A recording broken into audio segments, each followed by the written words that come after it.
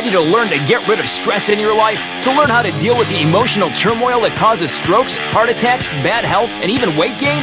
Life-changing habits for work, family, and everyone you deal with start here with Andrew Wittman.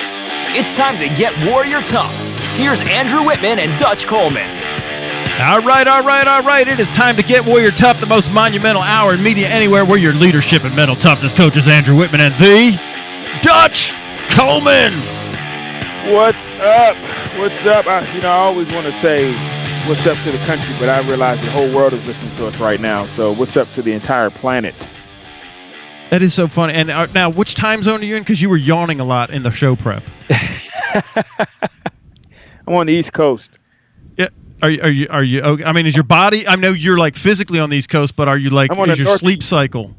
I'm on the Northeast Coast. The Northeast Coast. You're in the middle of nowhere. You you're like in coal country or something, aren't you?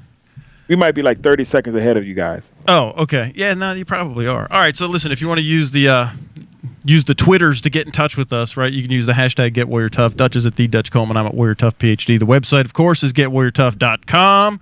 You can use the old-fashioned rotary dial phone with 864-977-1443 to get a hold of us at the office. Info at GetWarriorTough.com for the email. Dutch, there's like a plethora of ways to get a hold of us. I couldn't have said it better myself. A plethora. There's a smorgasbord.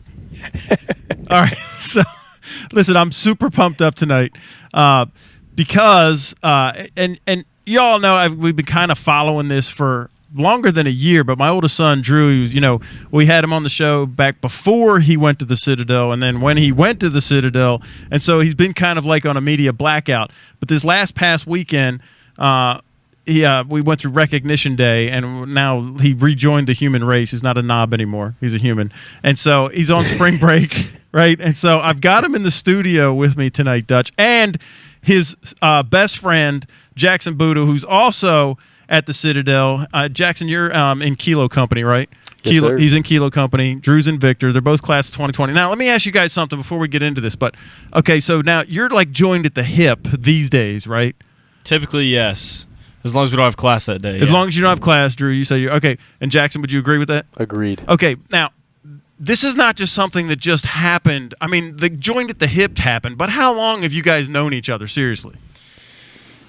Elementary school, what is that, like? Kindergarten, what up? You can't even remember that far. You two were in kindergarten.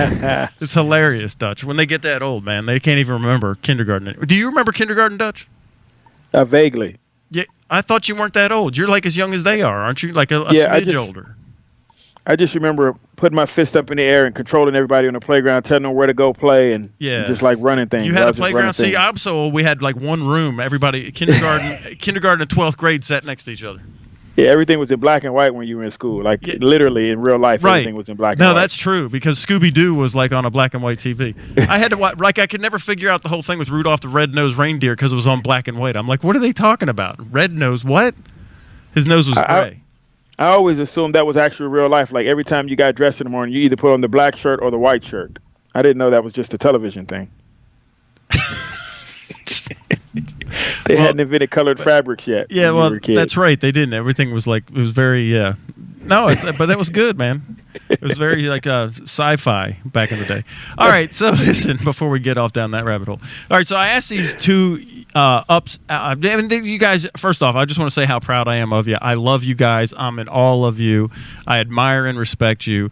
And I wanted to get you guys on the air because, first off, it's kind of an arc because we've been talking about this with you, Drew, since senior year in high school. And a lot of people follow that because when I had you on originally, and this is stuff that, and you're like my original guinea pig, right? I mean, for coaching. Oh, that's so true. Since what, like middle school? Maybe? Yeah, that's when you started taking in middle school. But I had you start to write out your ultimate vision. And remember, we had the listeners remember he's got a logbook, a journal book that he writes out his vision for his life, his ultimate target. And how long? And now it started out to be like a 20-year plan, then a 50-year plan. What are we up to now? Probably about 100. 100-year plan. So it dovetails with, and if you've heard me talk about my 300-year plan, Drew thinks it's not a 300-year plan anymore because once he gets on board with it, it'll be done in 100. Is that? I mean, I'm trying to, push this forward a little bit. We've got to accelerate the process. We do have to accelerate the process. Now, what I love is that you roped Jackson into this whole line of thinking with you, with having an ultimate target and having a destination, so you guys aren't just on a rat wheel. Well, I don't know if I roped him in more than he so joined and kind of like shoved his way in. You know, oh, like so you breached. Person. Is that what you did? You're like, hey, I want some of this too, or what happened, Jackson? Yeah, I mean, it was a good idea, and you know, I'm trying to be different. That's why I went to Citadel. I could have gone anywhere else, but yeah, I wanted really to saw ask that you in about him. that. Yeah, so I wanted to ask you. So okay, so now you guys and you guys, I've got to I got to ask you this, right? So, why in the world? Now I know why you picked the Citadel, Drew, because it's you picked it like in 6th grade. But why in the world did you pick going to the Citadel, Jackson?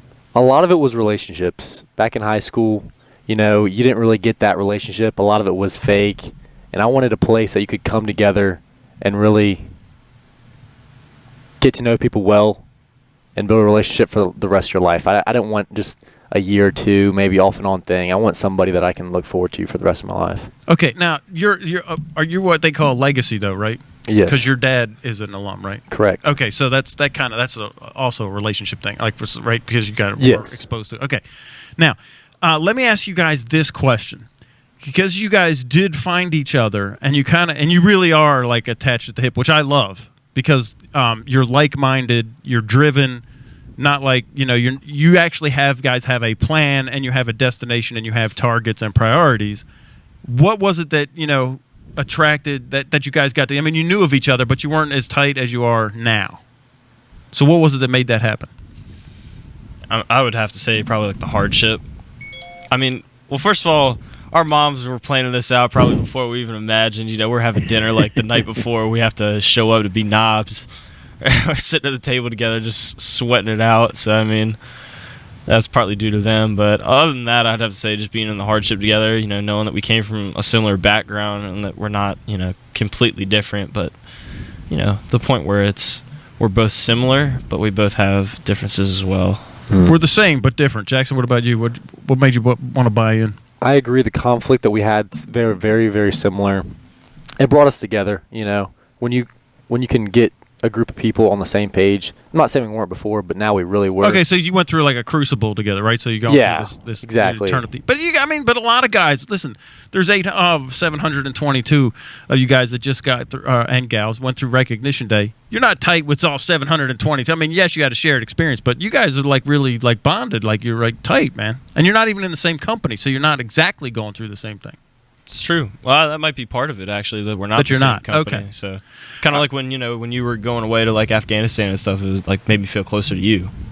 Oh, like okay. Distance brings it closer, kind of thing. I got you. All right. So let me ask you guys this.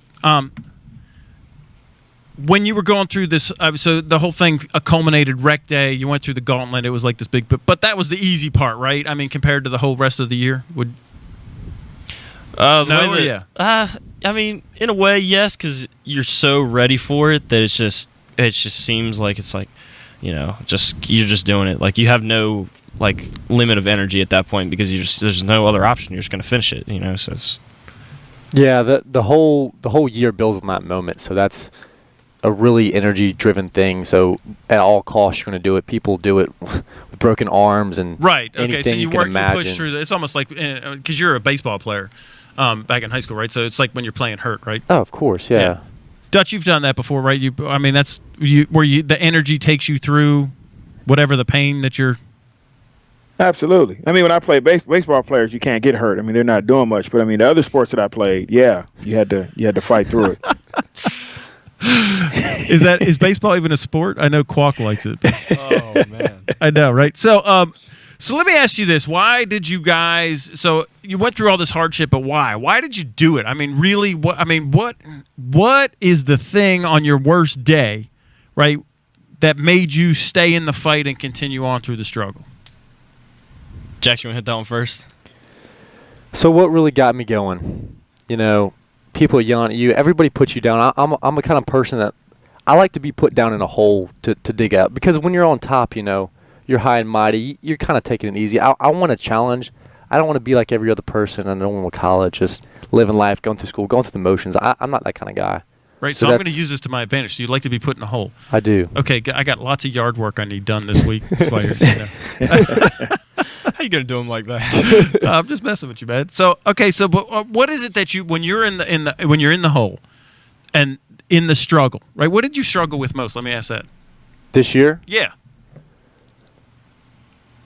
I struggled. Well, I came in really good physical shape, but I would say I was really worried about my grades because in high school I never really tried. I'd skate through, going through class. Sure. I'd pay attention. Never really studied. But what I struggled with was just a lot of Spanish and a lot of English. I was never really good in those subjects. But the Citadel, they have a good program where you can actually go and get help. Right. So I think I struggled in that mostly, and I definitely overcame that, I would say. Dutch, when you were in summer camp, what did you struggle with most, man?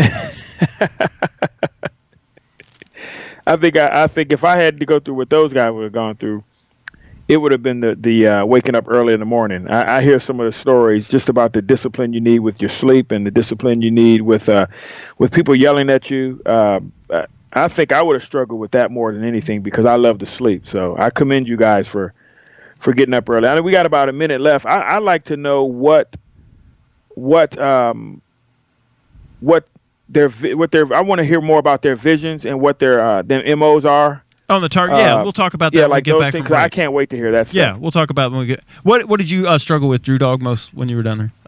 For my part, it would definitely be getting close to people and dealing with my emotions because I definitely let anger get in the way of my personality. Kind of like steps in the way of me being close to people. I kind of put it on them instead of taking responsibility on my own, and that kind of became a problem in my company. But we overcame that pretty quick. I'd say. It's close to Thanksgiving. I got over it pretty quick. Yeah. Just getting good with the guys and all. Right. No, and you know what? When I was in the Marine Corps, you do kind of struggle with that because here's why you struggle with it. Because everybody gets punished when one person screws up. But when you got like 5 of them screwing up and you're like not screwing up, and then you got to pay for the 5 that are just screwing up, it does wear thin on you, right? So I get that. But how did you talk yourselves through it? How did you talk yourself? What about the sleep for you, Jack? Because sleep is crazy down there. There's no sleep. There is no sleep. The op tempo is just off the hook. Surprisingly, I will say this. I'll give you a tip. Put your phone and have a really loud ringer at the very far end of the room. It'll get you up every time. Nice. All right, we got to go to break. You're listening to Get Warrior Tough Radio Show with Dutch and Andrew. We got Drew and Jackson Buddha from the Citadel in with us. We'll be right back.